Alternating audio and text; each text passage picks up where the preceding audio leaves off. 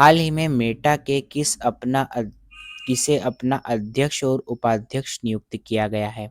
इनका नाम है डीना पॉवेल मैककॉर्मिक। इन्हें किया गया है मेटा का नया अध्यक्ष और उपाध्यक्ष। बात करते हैं इसके डिटेल क्वेश्चन की, तो मेटा ने अभी हाल ही में डीना पॉवेल मैककॉर्मिक को अपना प्रेसिडेंट और वाइस चेयरमैन नियुक्त किया है। इनके पिछले अनुभव की बात करें तो डीना पॉवेल मैककॉर्मिक ने इससे पहले गोल्डमैन सैक्स में पार्टनर रह चुकी हैं और पूर्व अमेरिकी डोनाल्ड ट्रंप के प्रशासन में उप राष्ट्रीय सुरक्षा सलाहकार के रूप में भी सेवा दे चुकी है। मेटा की भूमिका अगर इनकी बात करें तो इनकी मेटा की भूमिका वह मेटा की प्रबंधन टीम का हिस्सा होगी और कंपनी की वैश्विक रणनीति, बुनियादी ढांचे में निवेश और आर्टिफिशियल इंटेलिजेंस के विस्तार में महत्वपूर्ण भूमिका निभाएगी। इस नई भूमिका से संभालने से पहले ये अप्रैल 2025 में मेटा के निदेशक मंडल की सदस्य थी, जहां से उन्हें दिसंबर 2026 में इन्होंने इस्तीफा दे दिया था। मेटा के जो वर्तमान सीईओ चेयरमैन हैं मार्क जुकरबर्ग, और जो ये डीना पॉवेल मैककॉर्मिक है ये इन्हें सीधे रिपोर्ट करेगी। इसके अतिरिक्त मेटा इंडिया ने हाल ही में अमन जैन को भारत की सार्वजनिक नीति का नया प्रमुख नियुक्त किया गया है, तो इनका नाम भी आप याद रखिएगा, अमन जैन का। नेक्स्ट क्वेश्चन देखते हैं। हाल ही में कौन भारत के 92 नंबर के शतरंज ग्रैंड मास्टर बने हैं? इनका नाम है आर्यन वार्ष्णेय। बात करते हैं इसके डिटेल क्वेश्चन की, तो आर्यन वार्ष्णेय को बनाया है भारत के ये बने हैं 92 नंबर के शतरंज ग्रैंड मास्टर। ये 21 वर्षीय आर्यन अर्मेनिया में आयोजित एंट्रास्टिक मार्गरियन मेमोरियल टूर्नामेंट में शानदार प्रदर्शन करते हुए अपना तीसरा और अंतिम ग्रैंड मास्टर इन्होंने हासिल किया है। बात करते हैं इस टूर्नामेंट के 8वें दौर में एफएम तिरहान को इन्होंने इनके खिलाफ ड्रॉ खेलकर एक राउंड शेष रहते ही अपना खिताब अपने नाम किया है।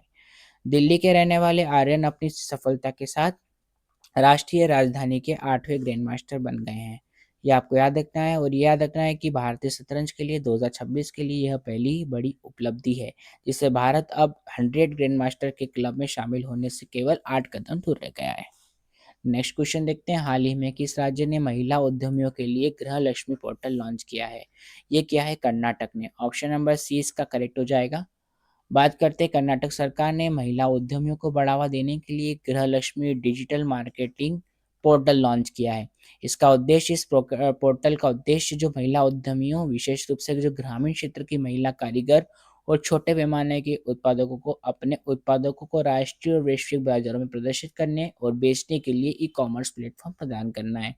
इसे जनवरी 2026 में लॉन्च किया गया था कर्नाटक के महिला और बाल विकास विभाग द्वारा। और वेबसाइट की बात करें तो महिला उद्यमी इस पोर्टल के माध्यम से ये जो वेबसाइट है इसमें पंजीयन कर सकती हैं, और यह पहल मुख्यमंत्री सिद्धरामैया और उप मुख्यमंत्री डीके शिव कुमार के मार्गदर्शन में महिला एवं बाल विकास मंत्री लक्ष्मी द्वारा शुरू की गई है। यह पोर्टल कर्नाटक की पहली से चल रही गृह लक्ष्मी योजना से अलग है और विशेष रूप से महिला सशक्तिकरण और डिजिटल समावेश पर केंद्रित है। नेक्स्ट क्वेश्चन देखते हैं। कहाँ पर गहरे समुद्र में 300 वर्ष पुराना विशाल ब्लैक कोरल खोजा गया है? ये ब्लैक कोरल ये रहा, और ये खोजा गया है, याद रखना है आपको, न्यूजीलैंड में। ऑप्शन नंबर 20 का करेक्ट हो जाएगा। बात करते हैं न्यूजीलैंड के फियार्डलैंड में गहरे समुद्र में लगभग 300 से 400 वर्ष पुराना एक विशाल ब्लैक कोरल काला मूंगा खोजा गया है। इसे काला मूंगा भी कहा जाता है।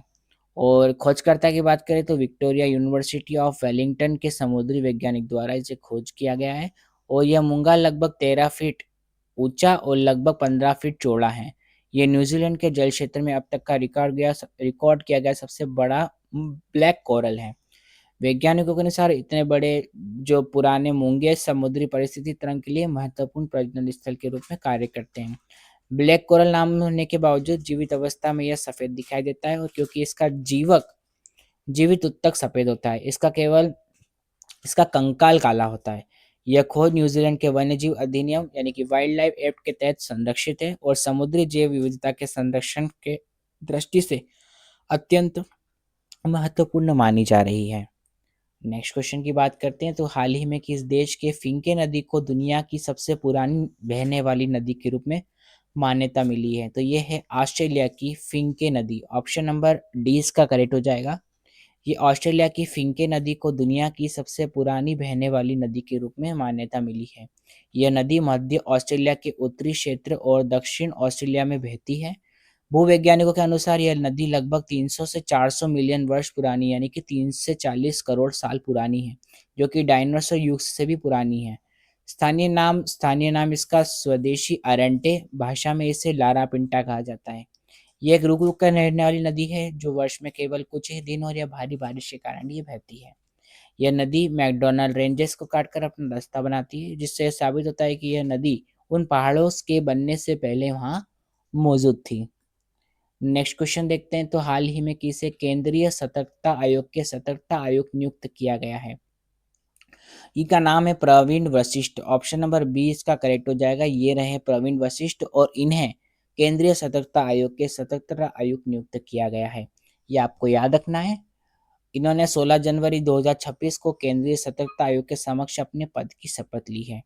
ये 1991 बैच के भारतीय पुलिस सेवा अधिकारी हैं और बिहार कैडर से संबंध रखते हैं।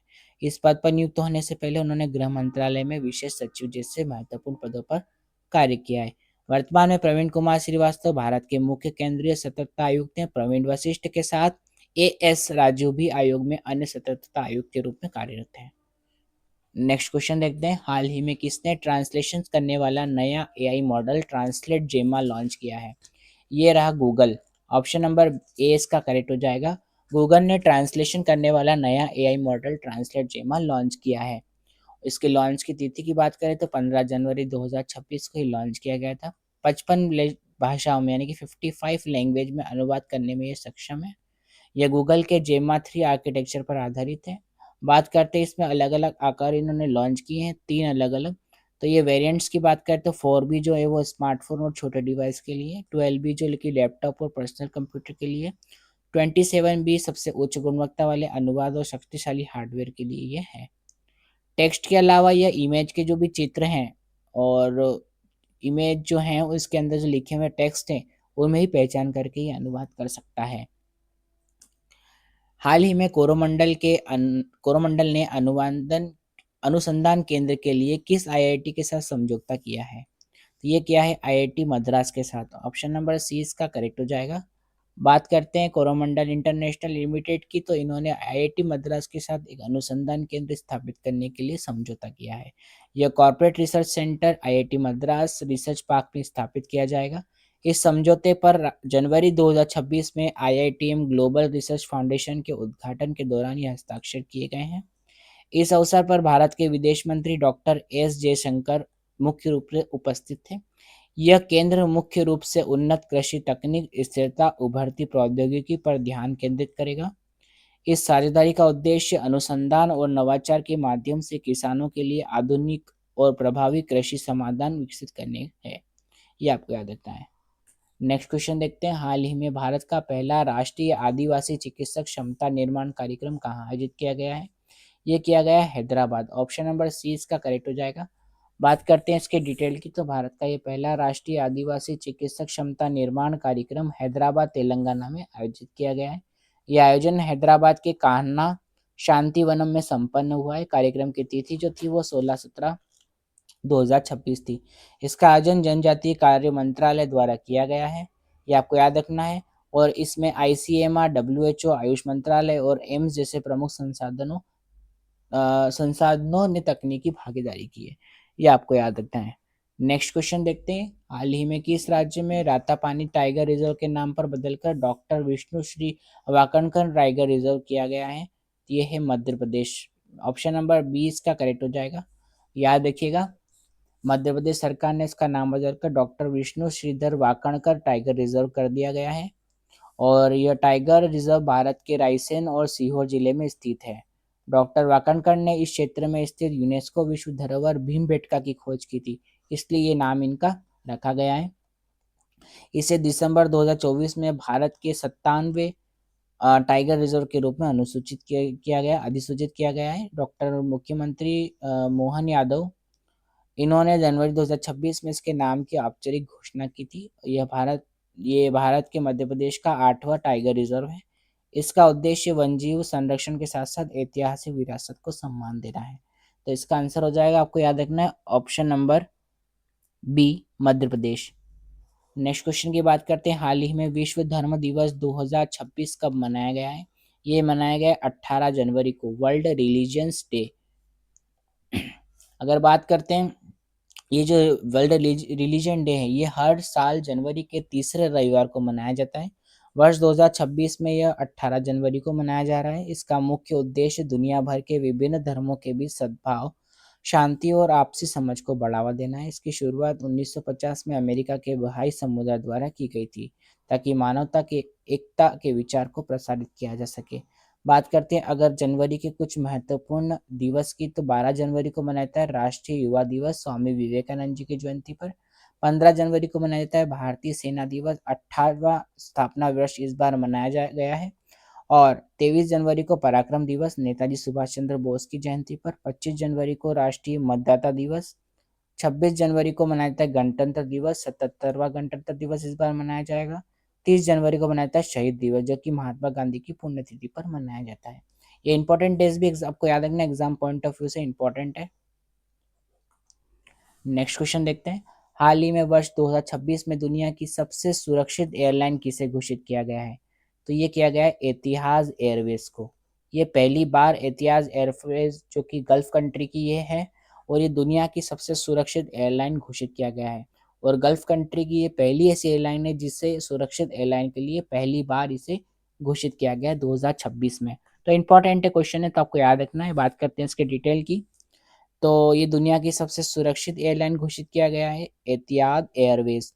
ये जो एयरलाइन रेटिंग डॉट कॉम द्वारा जारी ये वार्षिक रैंकिंग में पहली बार किसी खाड़ी क्षेत्र की एयरलाइन में शीर्ष स्थान हासिल किया है।